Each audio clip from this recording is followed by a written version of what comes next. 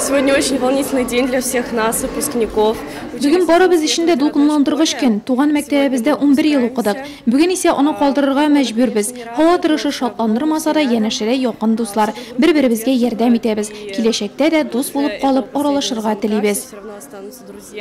Ул бүген чыгарылышлы гына түгел, ул мәктәп горурлыгы. Классташлары белән бергә әйбәт укуы, бәйгеләрдә һәм мәктәп тормышында актив катнашуы өчен мактау кәгазьләре ала. Дәресләр, тәнәфесләр бар да артта. Алда зур өметләр һәм күләмле планнар. Бу уку елында безнең 79 класс укучысы чыгарыла.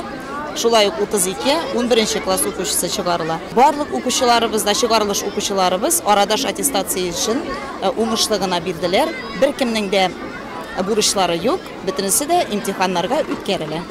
Чәчәкләр, шарлар, акбантлар һәм алъяпкычлар барысы да онытылмаслык һәм үзенчәлекле. Туган мәктәптә узган еллар кебек үк аны укучылар онытмаска сүз бирә. Әти-әниләр һәм укытучылар исә кайтып йөрегез, шалтыратыгыз дигән теләкләр җиткерә.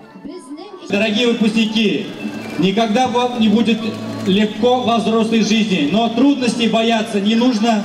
Нужно идти вперед, верить в себя, а ваши родители вас всегда будут поддерживать. Сегодня выпускается наша дочь.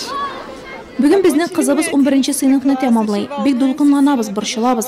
Хәзер иң мөһиме чыгарылыш имтиханнарын әйбәт тапшырып, күп баллар җыярга, мәктәптән аттестат белән чыгарга. Олы тормышка юл шуннан башлана. Әм анысы нәниләр теләге. Бүгенге 1 сыйныф укучыларына карап, һәр чыгарылышлы үзен дулкынланып 1 тапкыр мәктәпкә килгән кызчыкны яки малайны күз алдына китергәндер. Бүген инде туган мәктәптән китәселәре дә килми. Бәлки шуңа соңгы мәктәп вальсы уйнаганда күзләр моңсулана, әти-әниләрнеке исә яшьләнә.